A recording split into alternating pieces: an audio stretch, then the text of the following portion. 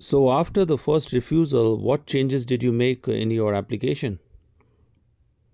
So after the first refusal, I applied for the GCM note, the GCSM note, and I waited for 30 days for the note to come. Yeah. As soon as I got the note, I studied it, and I found the reason for refusal to be insufficient fund and not providing enough reason, okay, to convince the visa officer that I was going to return back to Nigeria. So for me, I interpreted that to be that I needed to explain more in my statement of purpose, which of course I took up, and I started by first addressing all the issues.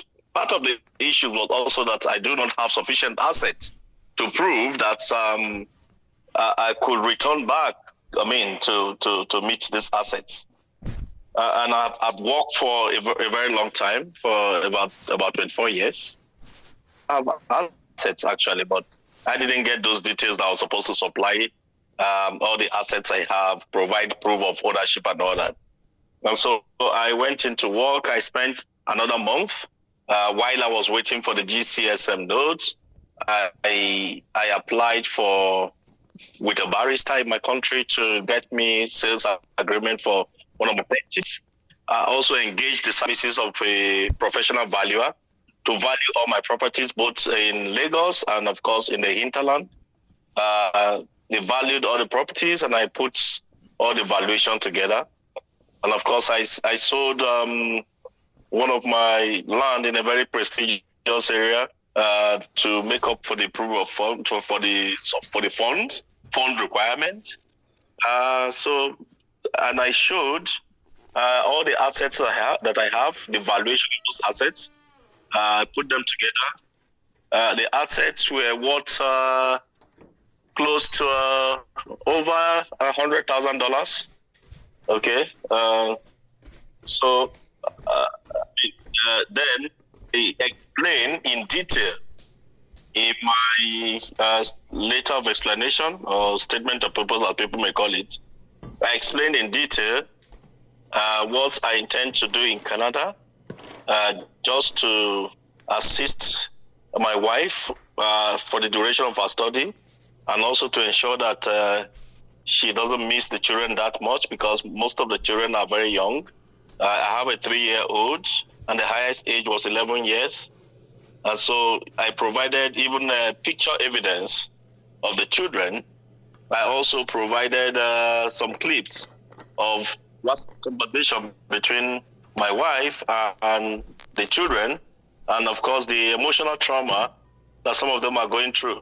So I explained everything in the letter of explanation, that even some of the children are no longer concentrating very well in their classes, and they are finding it very difficult to cope with their education because they are beginning to miss their mom too much.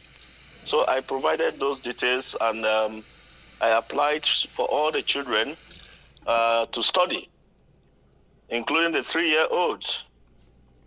So, and I provided my wife's credentials and approved documents to support them. So it was just provision of sufficient fund and proper explanation of the purpose of my travel. So a family of 5, after a month and 10 days, were given the visa. I was given a spousal open work permit, and the children were given student visa. That was what happened. Let me ask you this. So, based on what you said, that you sold your land and you sold close to $100,000 in your account. Yes. That is a lot of money. That is a lot of money from Africa to show for a dependent visa. Yeah, exactly. It's a lot of money, truly. But you know also that this was happening at the time we were having some crisis with our currency in Nigeria, and I needed to show enough funds so that even if there's going to be forest crisis while my application is in progress, it won't affect the application. So That's that was what happened. that's good. But you had the money, you had the land, you could show the money. But what about other typical clients from Africa who do not have this kind of money? What will they show, and how will they prove money? Well, so for other clients in Africa without this money, I think they need to seek professional help, because really, you sometimes this journey, you cannot go on this journey alone. You need to interact with somebody. You need to ask questions, and I'm sure if they seek professional help, somehow they're going to get help from people who will assist them. Okay, there are people who are willing to assist with money. The problem Okay. the problem And I is this. The the problem is, even if they went to a immigration lawyer, and the reason was lack of enough financial assets, how can the applicant show the assets when they do not have assets and do not have the money? So without money, and if you are applying for a dependent visa with children, then it will be impossible for them to qualify and obtain the visa. This is correct. I mean, without money, but look at it in reality. If you're applying for dependent visa, especially if your family is medium size or a bit large, in the real sense, you need money. If not, I mean, you understand what house rent alone is a problem. It's a whole lot of money. Yeah. So you in the real sense, you need money. If you're applying for dependent visa, because the children will not understand anything you are telling them. All they know is that they've relocated. They need to eat. They need to be in a very good and safe accommodation. They need to live their life. So you need that. You need money. Actually, it requires a lot of preparation. Yeah. That's what I know. would say. I wouldn't want anybody to just engage or embark on this kind of journey or this kind of process without money, real money, or your own money. I mean, because eventually, if you are given the visa, you need money. Of course, of course. But anyway, hey, you got the visa. Now, when are you traveling to Canada? Yeah. So of course, I told you initially, my wife is in BC, British Columbia. That's the province. So we will be traveling to the British. I will be taking them there to meet their mother. But again, we are a bit careful also with the weather, since they are going in for the first time.